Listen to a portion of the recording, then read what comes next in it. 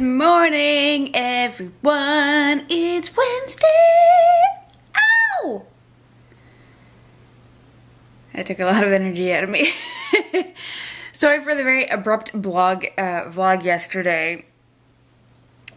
We ended up leaving for the hospital pretty much within the hour of me filming my one and only clip yesterday, and by the time we got back from dinner, I was pooped, even though I didn't do anything strenuous at all. I was pooped, fell asleep on the couch, and Alan kind of had to roll me into bed a little later. I tried so hard to make it to 9 o'clock. I think I just made it to 9 o'clock, and then I was gone, so I was pretty sleepy. But the appointment went well. Did I just hear my cat? Meow.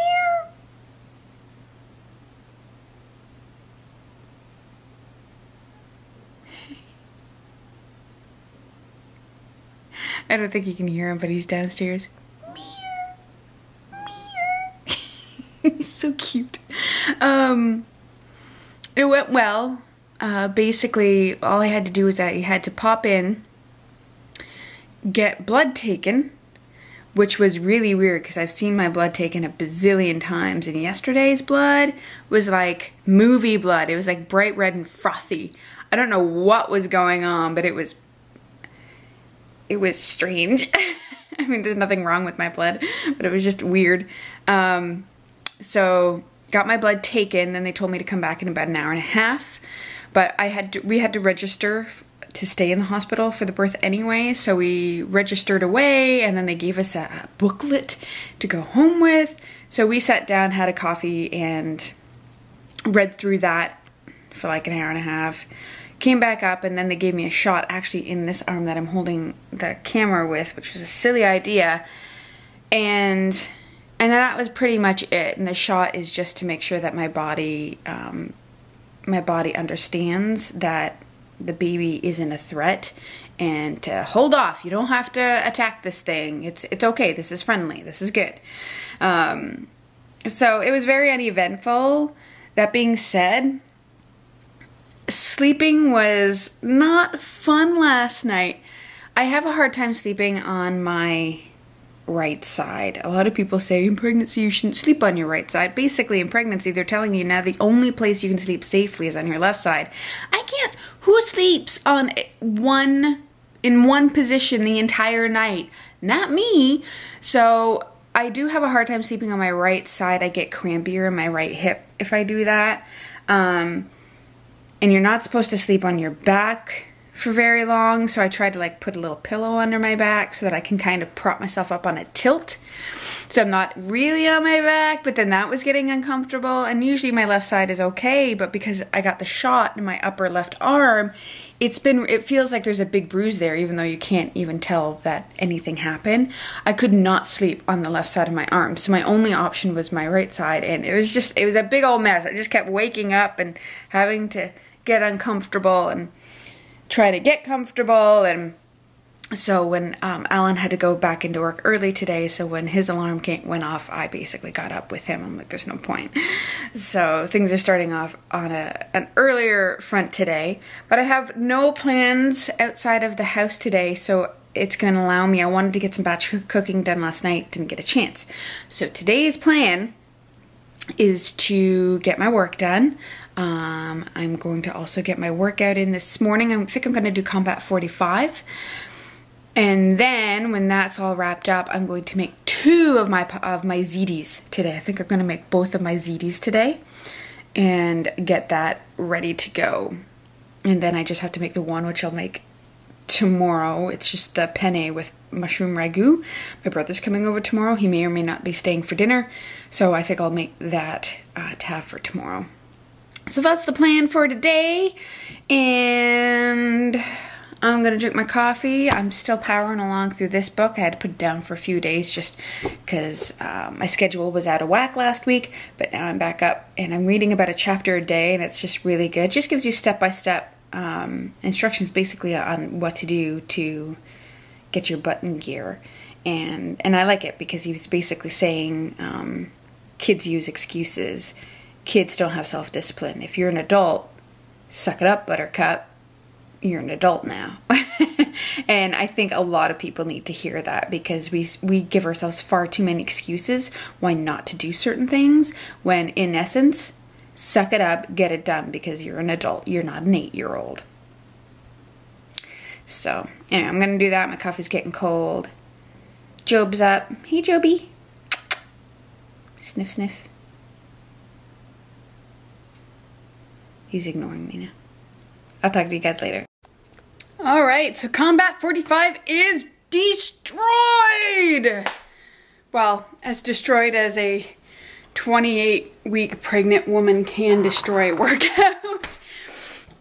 I'm starting to notice more and more in the last week, I guess, really in the last week, how much slower I'm getting and how much more I need to modify. It's been very humbling, but I'm still getting a really good workout, and which makes me happy. And yeah, so this workout, I managed to do the entire 45 minutes, but there's a couple times where I just stopped and had some more water than usual. I had to do 1 pee break this time, and some of my back kicks, especially since I was mentioning it last week, my back kicks are getting a little bit lower. If I have to do like a repeated kick or a repeated back kick or a front kick, I'm doing them lower. If I just need to do 1 kick followed by some punches, I can do it a little bit higher because it's not as fast. And I'm finding the faster it is, the slower I have to go, which is why I really like Combat. Actually, it's like I said before, it's been perfect for me because it's not overly fast, but I still get a wicked workout. And I have a lot of fun with it too. So what else happened? I could really feel my tummy this time around. It's just getting bigger and bigger every day, or every few days, I should say. So it's almost like working out with a 5-pound bowling ball strapped to your gut. It's different working out pregnant than it was working out when I was really overweight, because your weight is more fluid when it's just fat, but when it's a baby, it's a solid mass in your stomach, and that makes things a little bit more difficult, but you work with it, you know. And so I think from now on, I'm probably not going to do anything over 45 minutes. 45 minutes was good. It was just enough, and but that's going to limit some things now. I'm going to have to look over my workout options, because I don't want to do just like Combat 30 and Combat 45 over and over and over again. That's gonna get real boring. And so I'm gonna take a look at my workouts. I might just start to play with a few of them and just see what I like and compile a few options, and I might end up just creating my own schedule for December and January. And then come February, we'll see. Well, I mean, every day we'll see where we're at, especially come January. But for now, I'm just going to start to make up my own schedule and kind of tweak it as the days go by. Because at this point, can't predict anything, so you just go with the flow. And it's interesting. I mentioned this on Facebook.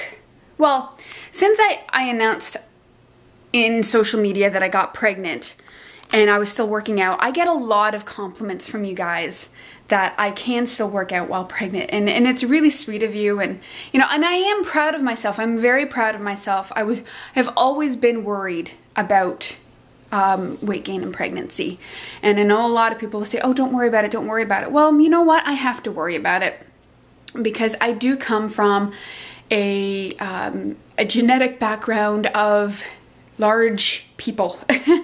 And you can look at something and you will gain 5 pounds. It's just the way we were built, right? And so pregnancy is really where the majority of the weight of a lot of the women in my family have gained their weight. And so I wanted to make sure that I was going to be as healthy as humanly possible. I went through a month and a half or so in July and August where I was really upset because I worked so hard, and then to see the numbers go up was really hard. But come September, that all went away when I realized that my weight wasn't going out of control, that I was steadily gaining the right amount of weight. It made me feel really good because I was being in control, and I am absolutely positively like the healthiest pregnancy I ever could have hoped for. But anyway, what I wanted to say was, people keep saying, you know, I can't believe that you're working out while you're pregnant. All I want to do is sit around, blah, blah, blah. And I have to admit, and I mentioned this on Facebook the other day, that the reason why I'm doing this is because I never even considered stopping.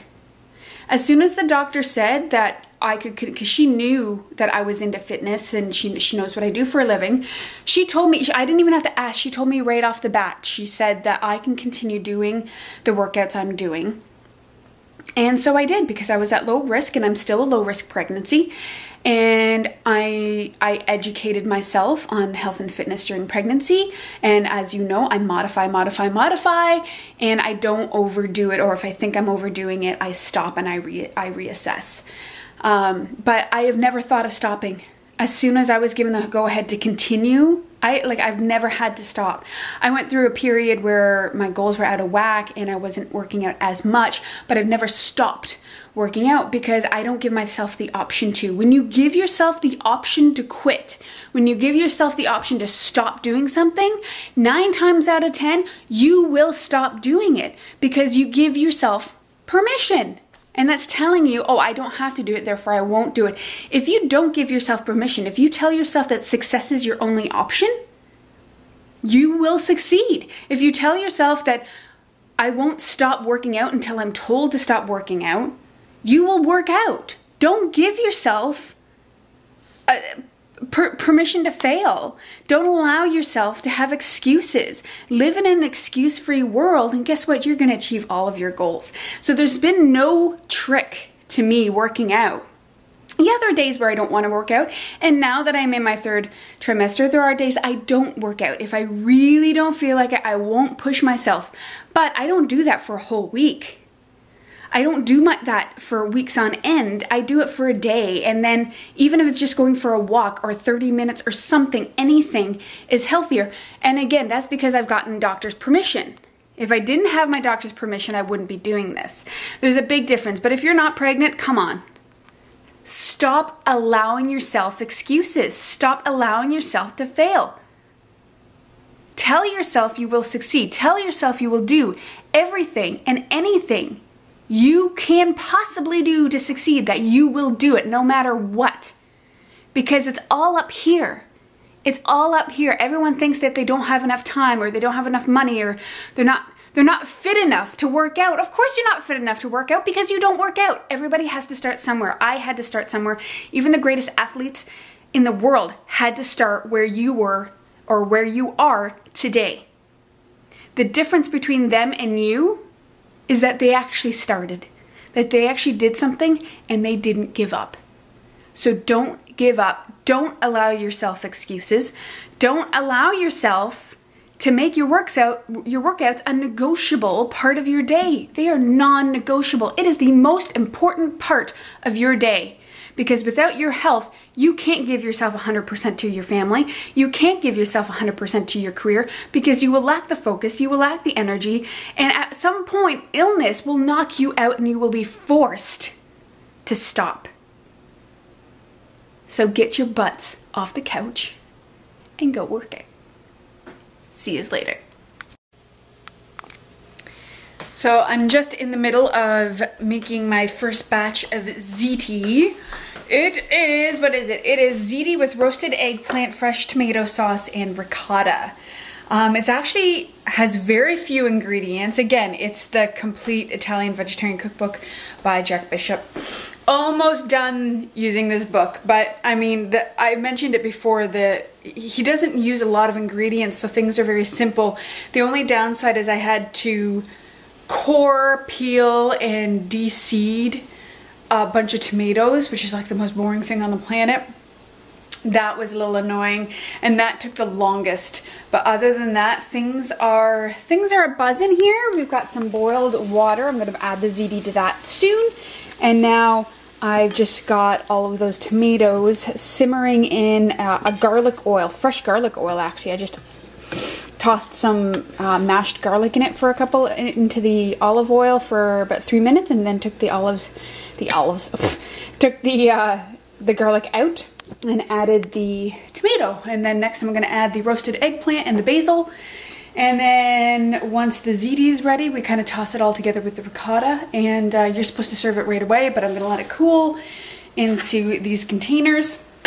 It's supposed to make 4 servings per batch. Since I'm making 2 of them, I think I can get 4 servings in here, and I'll just need 2 of them.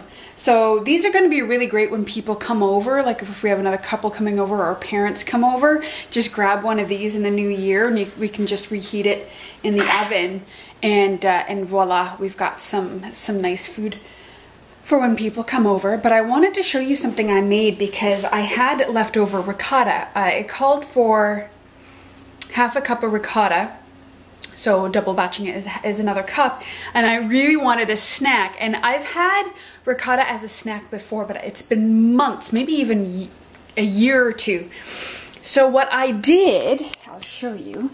It looks very, very white here because of the light, and it's really light there. So sorry about that. The video's not very good. Anyway, I put the rest of the ricotta in here, and I mixed it with like a teaspoon of, what did I do? Almond extract. Now, normally you would do it with vanilla extract, but I'm actually out of vanilla right now, so I thought I would try it with almond extract. And I put in 2 tablespoons of chocolate PB2 and mixed it all together. OMG, as they say. It is a tasty, tasty treat. It's basically like almond chocolate cheesecake.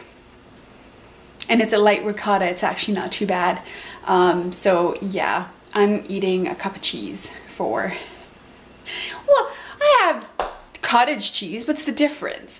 But I do something similar with just plain yogurt, putting in a couple of tablespoons of the PB2 and sometimes a little bit of stevia. So I thought I would just try the same thing with that, and it is so, so tasty. So I highly recommend it. I wouldn't put a full cup of ricotta because you're probably not pregnant. I put a cup of ricotta because I'm just, again, trying to up my calories as well as I can. So I used 2 servings instead of 1 serving, but it is pretty tasty. So I'm gonna finish this up, and I will let you guys see the final results of both zitis when I'm done. So I got 1 thing of ziti done today, but I decided not to do the other one because my tummy was feeling a little off, and I ended up going to lie down instead. So I'll work on that tomorrow. But look what I did. It feels like a Chinese takeout here, but I've got 3 whole things of ziti. Again, I put on top what it was, ziti with roasted eggplant, tomato sauce, and ricotta. And I put the date I made it at the bottom so we know. And I'm about to pop these into the freezer, the first real meal in the freezer. So excited about that. And these turned out great. That was 2 batches, a double batch. Made all 3 of these, and I actually also have a Ziploc container filled to the brim. So it made quite a bit, and there should be 4 servings in each. So it said each recipe should have only made 4 servings, but I mean, that's not going to be a full serving. That's a lot of pasta.